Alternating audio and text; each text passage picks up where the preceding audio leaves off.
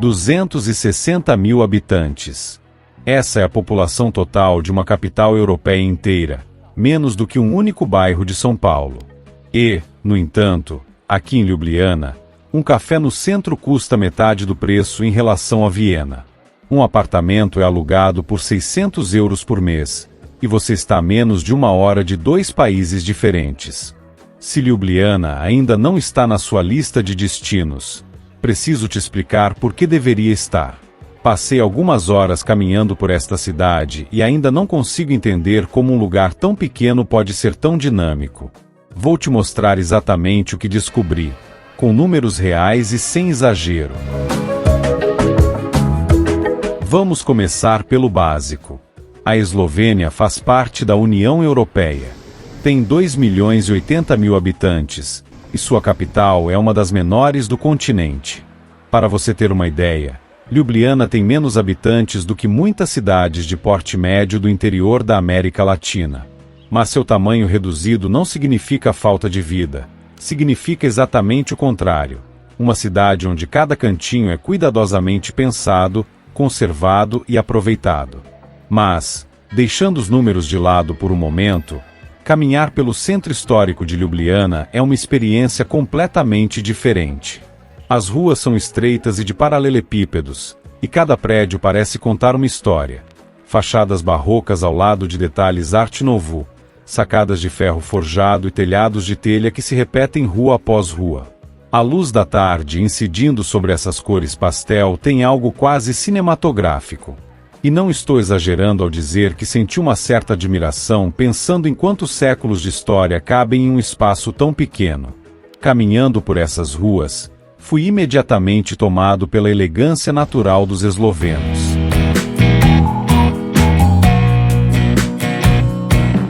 E não é só impressão. As mulheres eslavas, em geral, estão entre as mais bonitas da Europa, e em Ljubljana essa fama se confirma a cada esquina. Traços marcantes, um estilo ao mesmo tempo sóbrio e refinado. Uma certa reserva à primeira vista, que se desfaz assim que o gelo é quebrado. Essa é minha impressão pessoal depois de explorar a cidade. Não é uma estatística, mas depois de visitar tantos países para este canal, é algo que realmente se sente caminhando por aí.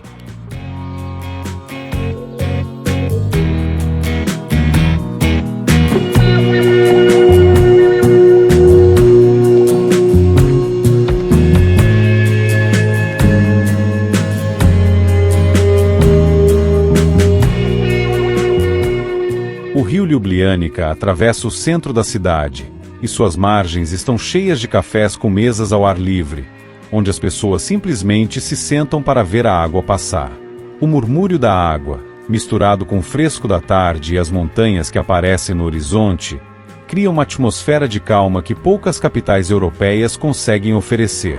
Respira-se diferente aqui, sem exagero. Há menos barulho, menos pressa, menos gente correndo de um lado para outro.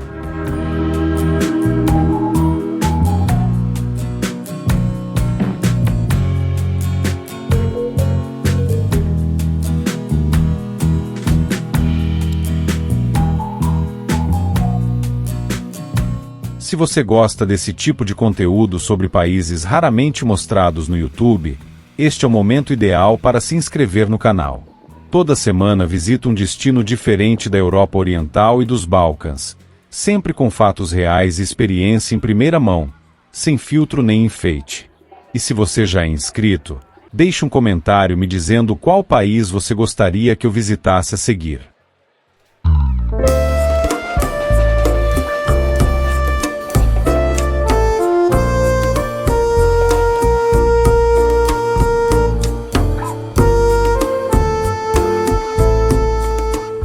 Subi até o castelo que domina a colina central da cidade. Dá para chegar a pé em cerca de 15 minutos, ou de funicular por cerca de 4 euros o trajeto. Lá de cima, a vista é totalmente diferente. Dá para ver toda a cidade velha, o rio que a atravessa e, em dias claros, a silhueta dos Alpes Julianos ao fundo. Foi nesse momento exato, olhando a cidade de cima, que entendi de verdade porque ela foi declarada capital verde europeia em 2016. Literalmente, a cidade inteira está cercada de florestas e montanhas, algo raro para uma capital desse tamanho. Descendo de volta para o centro, atravessei uma das pontes mais fotografadas do país, a Ponte dos Dragões, guardada por 4 estátuas de bronze. A lenda conta que o herói grego Jasão teria vencido um dragão ali antes de fundar a cidade. Seja mito ou realidade, essa história se repete em cada lembrancinha, cada mural, cada esquina de Ljubljana, dando uma identidade bem particular a uma cidade que, sem ela, passaria despercebida diante de vizinhas mais famosas como Viena ou Veneza. O custo de vida costuma surpreender quem associa a Europa a gastos altos. Um café no centro histórico custa cerca de 2 euros. Uma refeição completa em um restaurante custa entre 12 e 18 euros. Quanto à moradia, um apartamento de um quarto bem no centro é alugado entre 600 e 700 euros por mês. Esse preço cai ainda mais a poucas ruas do centro histórico. Comparado a Viena, a menos de 1 hora de trem, onde o mesmo apartamento facilmente ultrapassa os 1.000 euros, a diferença é considerável. Para quem busca um lugar para morar, trabalhar remotamente ou simplesmente passar uma temporada longa na Europa, esse dado muda completamente a equação financeira.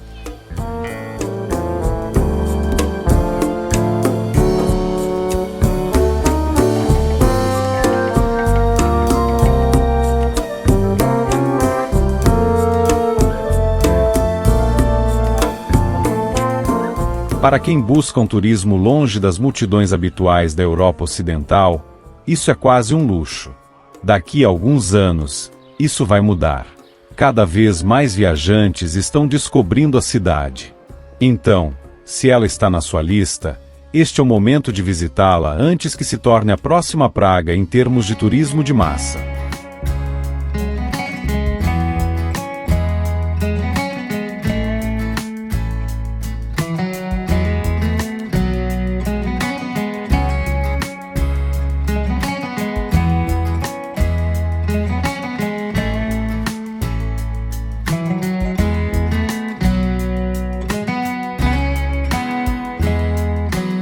Caminhei pelas ruas do centro em um fim de semana, e logo fui tomado pela elegância natural dos moradores. Um estilo sóbrio e refinado, bem típico da Europa Central. É uma observação pessoal, não um dado estatístico, mas depois de visitar tantos países para este canal, é algo que salta aos olhos quando se caminha por ali. Historicamente, um fato surpreende a maioria dos visitantes. A Eslovênia só conquistou a independência em 25 de junho de 1991. Depois de um breve conflito armado conhecido como a Guerra dos 10 Dias, o primeiro dos conflitos que levaram à dissolução da Iugoslávia. Ao contrário do que aconteceu depois na Croácia ou na Bósnia, o conflito durou apenas 10 dias, porque o exército iugoslavo, amplamente controlado pela Sérvia, decidiu recuar rapidamente.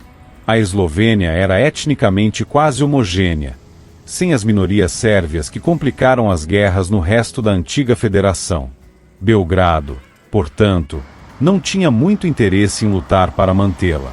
Naquela época, a Eslovênia já era a região mais desenvolvida de toda a Iugoslávia, com mais fábricas, mais exportações para a Europa Ocidental e um padrão de vida nitidamente superior ao das outras repúblicas do Sul. Essa disparidade econômica foi, de fato, uma das razões profundas por trás do pedido de independência. Os eslovenos tinham a sensação de estar sustentando economicamente as repúblicas mais pobres do sul da Iugoslávia sem receber muito em troca. Essa lógica também se explica pela geografia e pela história do país. Antes de fazer parte da Iugoslávia, esse território esteve sob domínio dos Habsburgos durante séculos, ou seja, sob o Império Austríaco, e não sob o Império Otomano ou influência balcânica, diferente da maioria de seus vizinhos do sul. Por isso, culturalmente, a Eslovênia sempre foi mais atraída pela Áustria e pela Alemanha do que pelo resto dos Balcãs. Hoje em dia, é muito comum encontrar eslovenos que falam alemão fluentemente, especialmente na metade norte do país. Os laços comerciais, profissionais e até arquitetônicos com a Áustria são muito mais estreitos do que com a Sérvia ou a Bósnia. Uma simples caminhada pelo centro de Ljubljana já é suficiente para perceber isso. A estética lembra muito mais uma cidade austríaca do que uma capital balcânica. Um fato curioso que conecta este pequeno país à política internacional.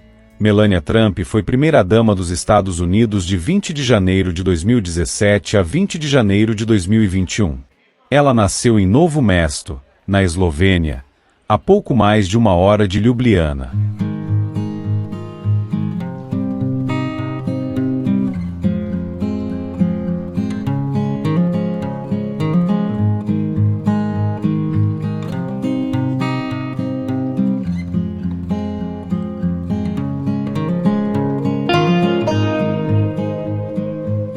Esse fato surpreende muita gente que nem sabia da existência da Eslovênia antes de ouvir isso.